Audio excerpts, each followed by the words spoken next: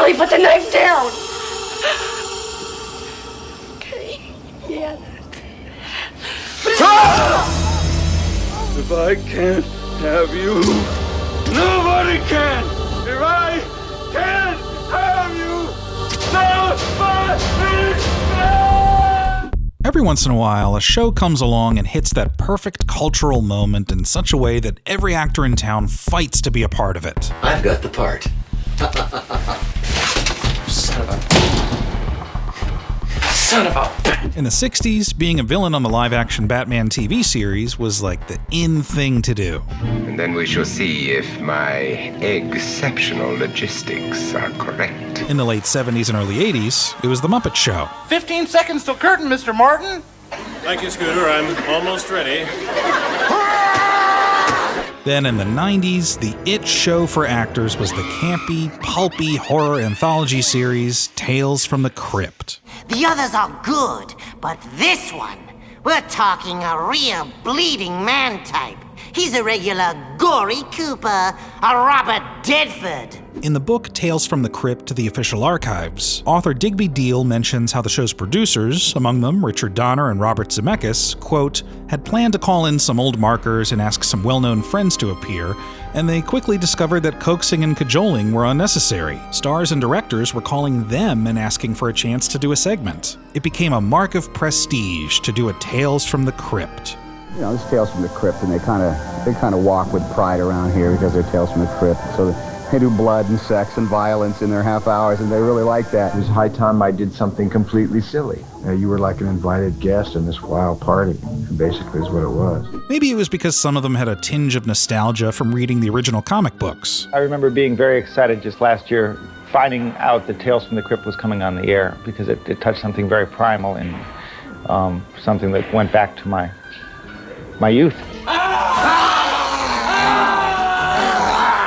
Maybe it was because it was so over the top and silly that actors felt free to try something different. It's kind of kooky, and as an actor, it offers me an opportunity to play and explore with a character or with a role that I might not get to do.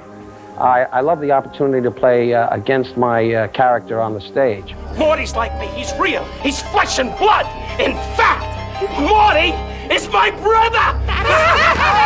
My brother! But most of all, it was fun. I mean, other than spending 3 days in a padded cell and sticking everybody in the neck with syringes, I've been having an absolutely lovely time. This little situation of ours must be resolved. In any case, Tales from the Crypt became a showcase for actors, pushing the boundaries of taste and providing juicy material without any guardrails.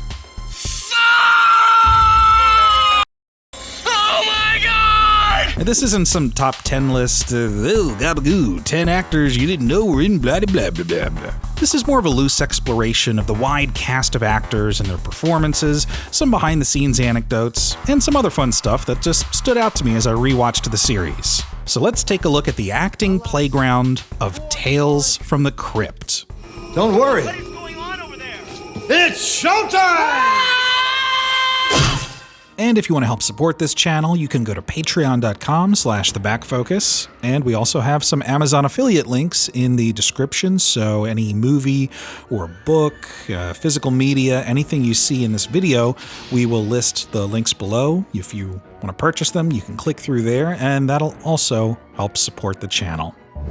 Among the many performances in Tales from the Crypt, there were 3 actors that actually got Emmy nominations. And that's kind of interesting on its own, so I decided to take a look at those first, starting with Kirk Douglas. General, if this is the case, we may have to concede this battle. Concede? I've never given up my entire life. In the Season 3 episode Yellow, directed by Robert Zemeckis, Douglas played General Calthrop, a resolute officer fighting the Germans in World War I, whose son is branded a coward by the other soldiers. Begging the General's pardon, sir. I don't know how to put... Just spit it out, man. He's yellow, sir. Get him in here.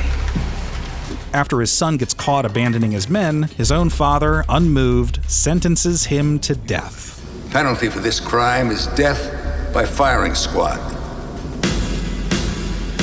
Seemingly torn about the decision, he devises a plan to save his son. I am the one who loads the rifles. This time I'll load them all with blanks. When the squad fires, I want you to pretend you're dead. You may have already picked up on this, but the episode was intentionally paying homage to Stanley Kubrick's Paths of Glory, which also starred Douglas and explored similar themes of bravery. Therefore, I humbly beg you, show mercy to these men. I was kind of shocked to see Kirk Douglas on the cast list for this show, to be honest, and apparently when producers approached him, they thought he would balk at it, like it was beneath him, but he jumped at the opportunity. In the book Tales from the Crypt, the official archives, he's quoted as saying, "It gets back to the old saying, there are no small parts, only small actors. Early on, when all the studio heads were saying, no one is to go on television, I was one of the first movie stars who worked in TV." I don't know if this is a good Kirk Douglas impersonation or whatever, who cares. My Tales segment, called Yellow, was directed by Robert Zemeckis. Dan Aykroyd was in it, who I admire very much. It had another actor in it named Eric Douglas, who is my son. I thought it was very well done. He died like a man. Yes. My son is not yellow. All right, Lieutenant, we gotta move this company out now on the double time! Another Emmy nomination went to William Hickey for his performance in the Season 2 episode The Switch, in which he played Carlton, an old man who undergoes an experimental face-swapping surgery to please the woman he's in love with. I am madly, desperately in love. She's cultured, sophisticated, and what's best, she's young. I was so excited to see this guy. In his later years, he had a knack for exaggerating certain expressions and mannerisms to play older, somewhat senile characters. Like his Oscar-nominated performance as a mob boss in Preetzi's Honor. You're like me. We forgive nothing. And growing up, I remember that distinct gravelly voice from films like Mouse Hunt or National Lampoon's Christmas Vacation. You're not doing anything constructive. Run into the living room, get my stogie. No, you gotta share the string. Not just string. The string. Forever. Speaking of stogies, Arnold Schwarzenegger directed this episode, even making a cameo in the opening Crypt Keeper segment. What's the matter with you? You want to keep that 90-pound corpse for the rest of your death? Keep pumping. So why did he direct this? Come on, let me look in the camera. Let me look in there. What's in there? Oh, I could see the people in there. Do people live inside the camera? The reason he directed it is probably the same reason any other actor wanted to direct an episode, like Tom Hanks or Michael J. Fox. It was to try something they hadn't done before, in a relaxed, easygoing environment. The only thing producers might ask is that they appear in the episode so that they can use their celebrity for promotion of the show. In a 1990 LA Times article, director Howard Deutsch said, quote, "I mean, having done 3 feature films, I can tell you that this is totally no holds barred. There's a big support system. They've arranged it so there's a net there, and they let you fly out as far as you can go. And it's some pretty weird, sick stuff." What have you done? I've done it, Linda. Plastic surgery. Just for you. Anyway, as the episode continues, Carlton eventually spends his entire fortune to swap more and more parts of the body, which is kind of funny because at a certain point, they just dub Hickey's voice over this younger actor. Oh, for God's sake, Linda, what more do you want? Won't you ever be satisfied? I know what I want, Carlton, and you just don't have it. But every episode has that little ironic twist, right? In the end, all she was really interested in from the start was a man with money.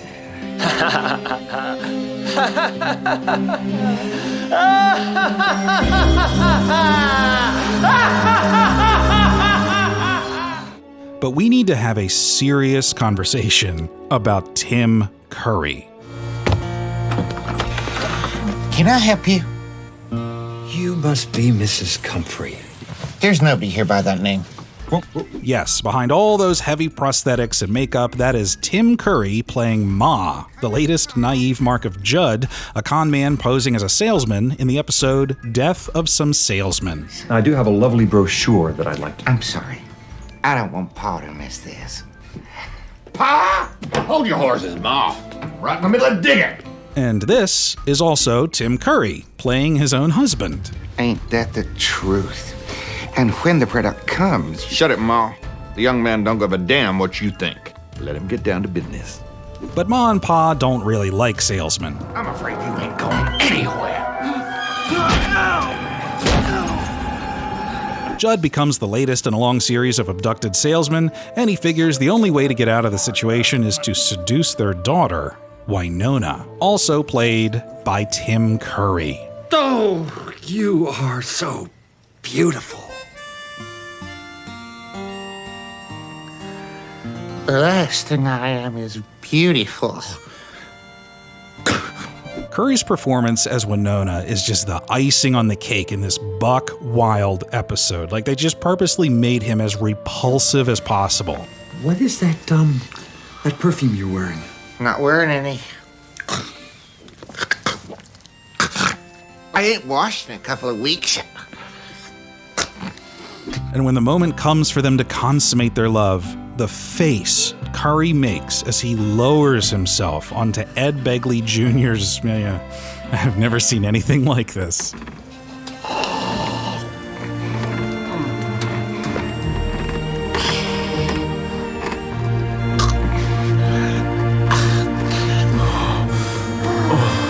Space! He just did a fantastic job walking this line between funny and menacing, with each character feeling real and distinct. Where is that old goat? Pa! Where in tarnation are you? Crypt Keeper voice actor John Cassier cites this as one of his favorite episodes. That definitely was one of my favorites. He was so good, and in fact, my parents, who had never seen anything shot live before, these are very old world people, I took them down, and they happened to be shooting out Winona that day. Tim Curry dressed up like Winona that day, and it was unbelievable. He was just amazing, and he wouldn't break character for my parents and stuff. It was unbelievable. Tweren't no lie at all. No, sir. It's called... salesmanship. One major opportunity the series gave actors was the ability to play against type, and there are plenty of examples. You got Mr. All-American Superman Christopher Reeve playing a kind of wimpy, anxious restaurant owner whose business turns around when he reluctantly uses human meat as his main dish in What's Cookin'. Ugly. You killed Mr. Chumley! Yes, okay, I killed him. Just hold that door open. Also, the guy that they killed was played by Meatloaf, and it took me a good 24 hours to get that, right? It's meatloaf. They eat it. That is actually damn good. Yes, we are going to be rich. There was also Whoopi Goldberg. So you're a voodoo priestess or something? Or something. After winning an Oscar for her performance in Ghost, Whoopi was invited to do an episode and said to the producers, quote, "The only thing I ask is that you let me be repulsive, really horrible, because I've been playing a lot of squeaky clean nice people and it's getting to be a drag." Well, she got that chance when she impaled someone via a voodoo doll in the episode Dead Weight. You know, they say the spirit lives in the head. Your head must have a very special spirit in it. What? And then you got Don Rickles in the episode The Ventriloquist's Dummy. If a pack of birds fly over and they go honk honk, what do? Pull over and let them pass. In the episode, Bobcat Goldthwait plays Billy, a struggling ventriloquist who gets some blunt, honest advice from his idol, Mr. Ingalls. Billy, I'm truly sorry. Believe me, I know what it's like when your whole life's dream crumbles like dust in your hand. Thanks. That's a nice dramatic moment. Things, of course, get bonkers when Billy discovers that Mr. Ingalls' puppet isn't a puppet at all, but his mutant twin brother Morty attached to his arm, which Ingalls chops off in a big bloody finale.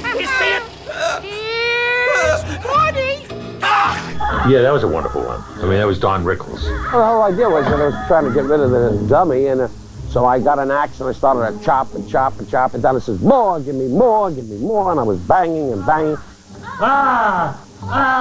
You're very good. Okay, let's shoot it this time. Okay.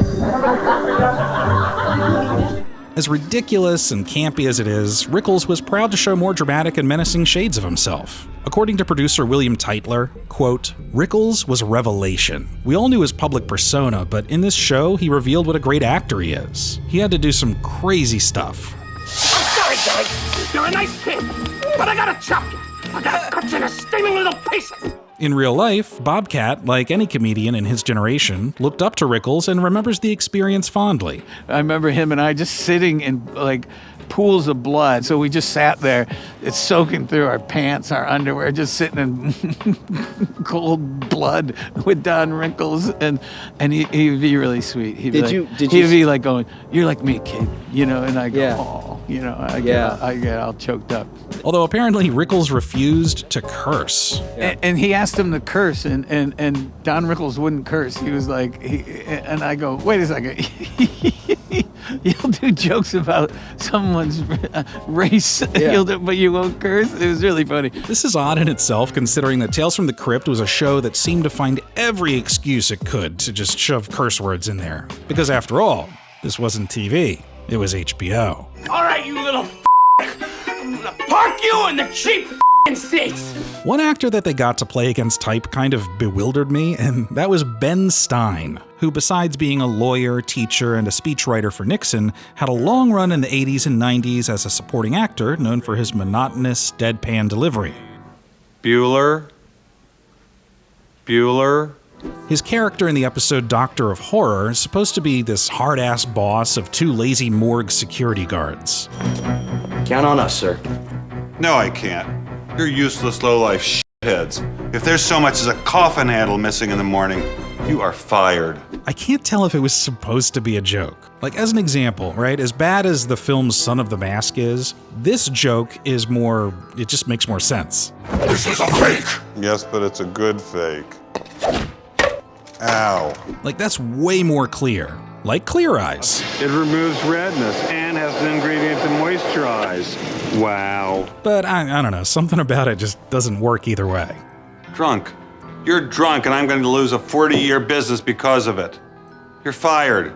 But one of my favorite against type performances, purely for how over the top it is, comes from Kyle MacLachlan in Carrion Death. Eat your heart out, you goddamn scavenger. You're not eating me. I'm too tough to digest. At the time, Kyle had garnered a reputation for playing suave, sometimes oddball characters, especially in David Lynch projects like Blue Velvet and Twin Peaks, which was in its second season, by the way. This is, excuse me, a damn fine cup of coffee. But whatever restraint he had playing Special Agent Dale Cooper just went out the window with this performance as a psychotic murderer who's just escaped from prison and is on his way to Mexico. Be wise, he is armed and extremely dangerous. And very rich. Let's be careful out there, folks. Now let's return to our regular schedule program. When the cop chasing him dies handcuffed to him, Kyle has to carry him the rest of the way, trying to make it to the border before collapsing in the heat. Grab that for me, will you? Oh boy, Mexico's gonna be great. In an interview for the AV Club, Kyle said he enjoyed the experience and said that part of the reason he did it was that they would let him try his hands at directing an episode later in the series. Quote, "It's one of those where the experience was interesting and got me a chance to try directing, which I enjoyed, but which I realized I wasn't really very good at. So it was probably good for that, if nothing else." Also, in the episode that Kyle directed, As Ye Sow, he brought in fellow Twin Peaks alum Miguel Ferrer to play a killer. In your ear, father. It's interesting how much of a time capsule Crypt is, because since Twin Peaks was so popular at the time, there were a bunch of actors that crossed over from that show and appeared in Tales from the Crypt, like Sherilyn Fenn, Joan Chen, Kimmy Robertson, Grace Zabriskie, and Billy Zane. And while we're pointing out some beloved lesser-known actors, I noticed 3 of them have previously been covered in videos on this channel. It was like seeing old friends. Wesley, I Think He Took His Wallet MANN, played a poor sap who gets a harsh sentence for a misdemeanor and Let the Punishment Fit the Crime. They cut off my nose. The always feisty Susan TYRRELL played a cigar-chomping bartender who gets gunned down by poachers in Comes the Dawn. Yeah, give me the sheriff. What the hell do you want? And Vincent, the man with the sad eyes, Schiciavelli, played a homeless guy uncovering a ghoulish conspiracy in Mornin' Mess. If I told you what's going on, you'd think I had a kink in my slinky. You might remember Vincent from One Flew Over the Cuckoo's Nest, which had a unique cast of actors who also appeared in the show. Susan Fletcher, again in sort of an authoritative role, played John Lovitz's acting manager in Top Billing. And I have talent! Well, yes, talent's nice too, but you haven't got the look. And Michael Berryman lent his unique physical appearance to the character Rupert Van Helsing chasing vampires in The Reluctant Vampire. But in 3 to 4 days, when the city is awash in blood, you're going to beg me for my help. There's also the always entertaining Brad Dourif, who at this point was already a horror icon thanks to voicing Chucky in the Child's Play franchise. He played Virgil, the younger, weaker simpleton brother to Billy, played by Bill Paxton, in People Who Live in Brass Hearses. Well, we're still a lot like Frank and Jesse James, ain't we, Billy? Yeah, kinda. Now shut up, I'm watching this. They had great chemistry and comedic timing as two brothers trying to get revenge on an ice cream truck driver who's responsible for Billy's recent stint in prison. Virgil, the guy's an idiot. Forget about him. No, he's not. He's smart, Billy. He really is. Like one time he asked me who'd win in a fight, Darth Vader, RoboCop, or the Munsters, and I thought Darth Vader'd win. But Cooter, he'd done like a whole bunch of research about it. We shut up! But he was also scary as hell. He was one of those characters that he's not all there, but you could manipulate him, and then he could be really dangerous. The look in his eyes is fantastic. I'm gonna hurt her for you. That'll show him. No. You just follow the plan. Yeah, but I want to. I want to hurt her, Billy. Okay, do what you gotta do. Give her a titty twister, too. But use your head. Another unlikely actor that appeared in the series was Humphrey Bogart. Sort of. I'm the one that performed plastic surgery on you. I'm the guy that changed your face. Yeah, and made me look like Bogart. The entirety of the episode You Murderer is shot from the first-person perspective of Lou Spinelli, a small-time crook who conspires with his wife and best friend in a murder plot, but then gets double-crossed. I'm disappointed, Oscar. It's one thing when your wife double-crosses you. You expect that. But your best friend? Now that hurts. The director of the episode, Robert Zemeckis, decided to continue experimenting with and expand the same kind of digital mimicry he had utilized in Forrest Gump, and with the help of Industrial Light and Magic, made a digital recreation of Humphrey Bogart. What we're doing in this episode is we're actually extracting Humphrey Bogart out of older movies and putting him in our new footage. This really is taking a lot of the information we got from Gump and expanding on it in some different ways that they're actually, in some respects, a little more difficult. He did the same thing with Alfred Hitchcock in the Crypt Keeper segment. It's kind of odd and doesn't look amazing, but this was 1995 and it was pretty groundbreaking for its time. I remember the first time I saw that picture, The Parent Trap, with Haley Mills. I used to pop a Woody every time I saw those two do a scene together. One last performance I just want to highlight is Joe Pesci in the episode Split Personality. He played Jack, a greedy con man who marries two twin sisters so he can get all them money. Bingo. At first, it's the usual kind of wisecracking, "Hey, New York Pesci," we've all come to adore. Do I like cats? Are you kidding? Sometimes I trust cats more than I do people. He marries one twin, but in order to make his plan work and marry the other twin, Jack creates an alter ego brother from California. Whoa, ladies. Vic told me you were a couple of radical babes. But I must confess to being totally stoked and overwhelmed. You dig? I just love how unapologetically goofy he is. Too sexy for this house. Too sexy. Hey, honey! You two bitchin' babes better be getting dressed to kill. I just don't think I've ever seen Pesci be this, it's just funny. I don't know. He is a funny guy. Ugh, show the clip from Goodfellas. Show the clip from Goodfellas. I said he's a funny guy.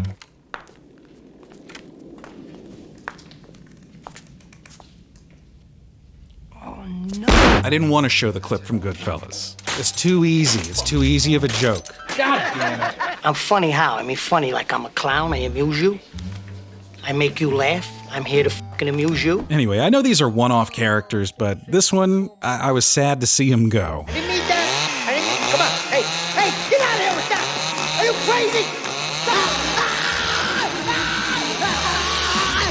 I know I'm leaving out a bunch of other actors here. I could go on forever. And just seeing the names of the actors in the opening credits as I watched them was like a little appetizer. Like, I couldn't wait to see exactly what they would do, because it really could be anything. There were no limits on violence or sex or bad taste. Donald, be careful, I lose easily. What? Has there been a show like this since it went off the air? Like in the early 2000s, I think there was a show called Night Visions, which I remember being kind of decent, and Showtime's Masters of Horror ran for 2 seasons. You could maybe say Black Mirror, although that's more like sci-fi and rooted in the tradition of shows like The Twilight Zone or The Outer Limits. The closest successor, and one I haven't seen yet, by the way, might be Creepshow, which, like the 1982 anthology film of the same name, was inspired by the original Tales from the Crypt comics. In any case, Tales from the Crypt deserves praise just for creating a comfortable atmosphere for actors to explore their creative boundaries. To close it out, here's good old Dick Donna. I think it gave the actors and the directors and the writers and everybody involved in this so far a tremendous opportunity to experiment. When you do a Tales, you can kind of try things.